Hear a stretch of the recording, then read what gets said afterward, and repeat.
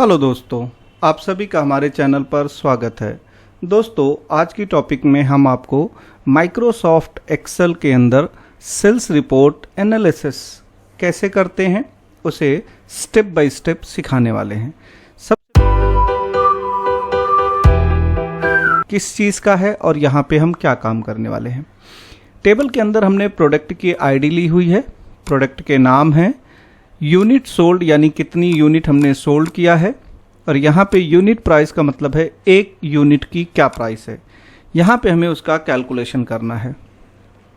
अब तक हमने टोटल कितनी यूनिट सोल्ड की है और उसके हिसाब से हमारा जो बिजनेस है उसका रिजल्ट क्या बन रहा है। इसी तरीके से नीचे वाले हिस्से में हमें ये देखना है कि अब तक हमने टोटल जो मैक्सिमम यूनिट है वो कितनी सोल्ड की है, और यहाँ पे देखना है कि मिनिमम यूनिट हमने कितना सोल्ड किया है। इसी तरीके से प्रोडक्ट की प्राइस की बात करें तो हाईएस्ट प्रोडक्ट प्राइस कितनी है और लोएस्ट प्रोडक्ट प्राइस कितनी है।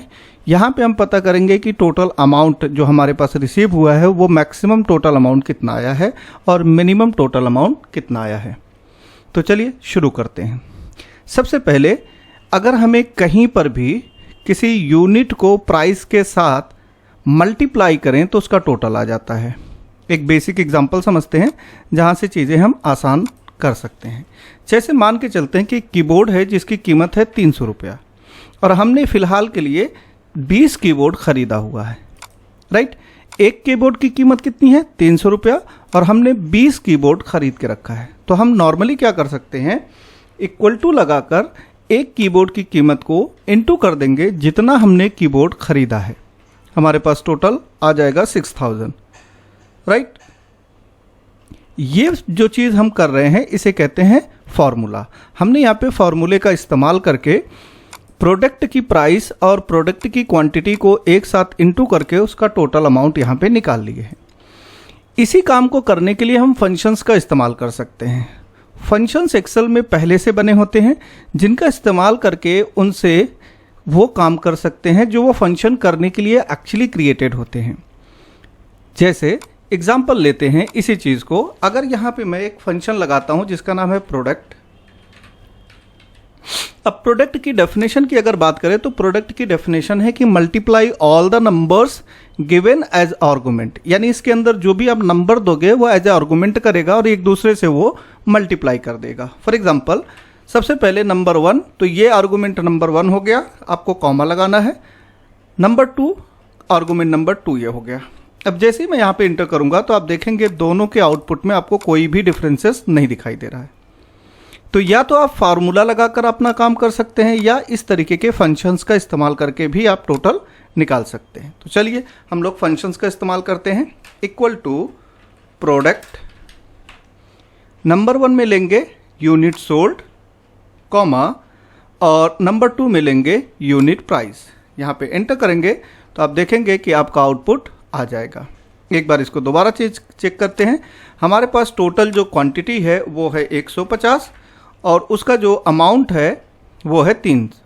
अब जैसे इंटर करेंगे तो आप देखिए आपका जो आउटपुट यहाँ पे आ रहा है वही आउटपुट यहाँ और यहाँ पे भी आ रहा है। एक बार और करके देखते हैं। इक्वल टू प्रोडक्ट नंबर 1 में यूनिट सोल्ड, कॉमा, नंबर 2 में यूनिट प्राइस। ब्रैकेट को क्लोज करके एंटर करेंगे तो आपका अमाउंट आ जाएगा। इसी तरीके से अगर आप फॉर्मूले का इस्तेमाल करना चाहते हैं तो फॉर्मूले का भी इस्तेमाल कर सकते हैं। इक्वल टू यूनिट सोल्ड पे क्लिक करिए, इनटू यूनिट प्राइस पे क्लिक कर दीजिए। यानी यूनिट सोल्ड और यूनिट प्राइस के बीच में आपको मल्टीप्लिकेशन का सिंबल लगाना है। तो यूनिट प्राइस और यूनिट सोल्ड दोनों आपस में मल्टीप्लाई होंगे और जो भी आएगा वो आपका टोटल सेल्स हो जाएगा, कुछ इस तरीके से, ठीक है। Equal to unit sold into unit price and then enter. अब आप इसे चाहें तो ड्रैग कर सकते हैं। अब अगले हिस्से पे हमें क्या देखना है, रिजल्ट। इसके अंदर हम एक फॉर्मूला लगाते हैं हमेशा रिजल्ट में, जिसे हम कहते हैं लॉजिक्स के बेस पर ही आपका रिजल्ट हमेशा बनता है। तो वो हमेशा लॉजिकल होगा, आपको कोई ना कोई एक लॉजिक के बेस पर ही डेटा देखना रहता है।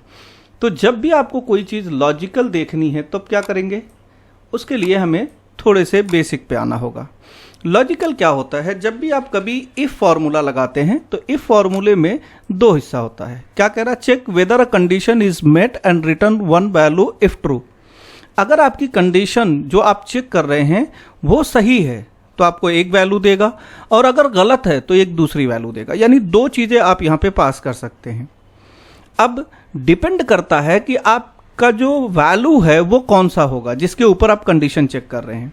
फॉर एग्जाम्पल हमने यहाँ पे कहा कि अगर हमारा जो सेल है वो 50,000 से ज़्यादा है, मैंने यहाँ पे greater than or equal to लेकर 50,000 रख दिया। ये हो गया हमारा लॉजिक जिस पे हम चेक कर रहे हैं। हमने क्या कहा, अगर टोटल सेल 50,000 या उससे ज़्यादा है, अगर 50,000 से ज़्यादा है तब क्या करना चाहते हैं, और अगर 50,000 से कम है तब क्या करना चाहते हैं। तो ये जो दोनों हिस्से हमें दिख रहे हैं, if value true, if value false, तो यहाँ पे आप चाहें तो कोई वैल्यू ऐड करा सकते हैं या अपना खुद का कोई मैसेज पास करा सकते हैं। फॉर एग्जाम्पल मैंने यहाँ पे कहा गुड। अगर हमारा बिजनेस 50,000 या उससे ज़्यादा सेल होता है हर महीने तो ऑब्वियस सी बात है हमारा गुड है, हमारा बिजनेस ठीक चल रहा है। लेकिन अगर 50,000 से कम चल रहा है तब क्या कहेंगे, तो हम कहेंगे बैड। अब ये जो वर्ड हमने लिखा इसे कहते हैं आर्गुमेंट। ये वाला हिस्सा, ये एक आर्गुमेंट है, ये एक दूसरा आर्गुमेंट है। अब ये कुछ भी आप पास कर सकते हैं। इसे अगर कंप्यूटर लैंग्वेजेस की बात करें तो इसे स्टेटमेंट भी लोग बोलते हैं। हमने क्या कहा कि अगर हमारा जो टोटल सेल है वो 50,000 या उससे ज़्यादा है तो हमें पहली वैल्यू अगर ट्रू होती है तो हमें दिखाए गुड, और अगर ये 50,000 से कम है तो हमें दिखाए बैड। इसी चीज़ को हम यहाँ पे अपने लॉजिक्स में क्रिएट कर सकते हैं रिजल्ट के लिए। Equal to if bracket open, किसके साथ लॉजिक टेस्ट करना है, टोटल सेल्स के साथ।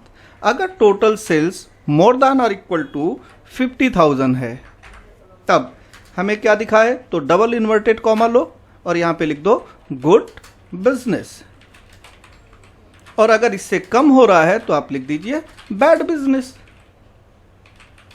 इजी है ये, आपको ब्रैकेट क्लोज करके बस एंटर कर देना है। तो आप देखिए आपका आउटपुट आ गया बैड बिजनेस। क्यों ऐसा हुआ, लॉजिक पे आते हैं। अब यहाँ पे देखिए आपका जो टोटल सेल है वो 45,000 है। आपने अपने बिजनेस के अंदर या अपने रिजल्ट के अंदर लॉजिक्स क्या लगाया कि अगर आपका बिजनेस 50,000 से ज़्यादा होगा तभी गुड बिजनेस है, 50 के नीचे आ गया तो बैड बिजनेस है। वन मोर टाइम इस फॉर्मूले को लगाते हैं। अगर if total sale more than और equal to 50,000 then good business otherwise bad business.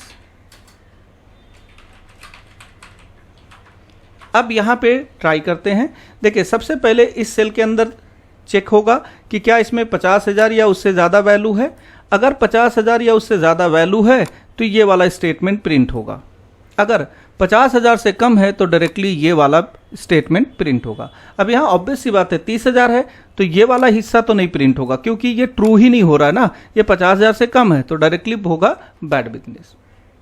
अब आप इसे नीचे की तरफ ड्रैग कर सकते हैं, इस तरीके से आपको आपका आउटपुट आ जाएगा। जहाँ जहाँ पे भी है आपका बिजनेस 50,000 से ज़्यादा का सेल किया होगा वहाँ पे आप देखेंगे गुड बिजनेस आ रहा है, और जहाँ पे भी आप 50,000 से कम का सेल किए होंगे वहाँ पे आपका बैड बिजनेस आ रहा है।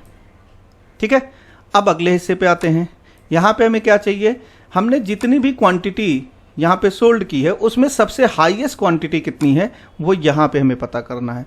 तो हमारे पास एक फंक्शन है जिसका नाम है मैक्स। आपको यहाँ पे इक्वल टू मैक्स टाइप करना है। मैक्स टाइप में क्या कह रहा है वो देखते हैं। मैक्स टाइप की जो डेफिनेशन है कि एक रेंज के अंदर जो सबसे बड़ी वैल्यू होगी वही हम शो कर सकते हैं। यानी अगर मैं यहाँ से लेकर यहाँ तक अपना एक रेंज बनाऊँ तो इस रेंज के अंदर जो सबसे बड़ी वैल्यू होगी, मैक्सिमम जो वैल्यू होगी वही वैल्यू यहाँ पे शो करेगा। हमें भी वही देखना है। हमने क्या कहा, नंबर 1 के अंदर ये पूरा हिस्सा हमें दे दीजिए।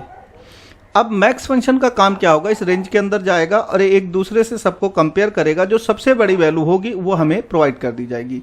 जैसे इस केस में सबसे बड़ी वैल्यू है 150, तो हमारा आउटपुट भी 150 होना चाहिए।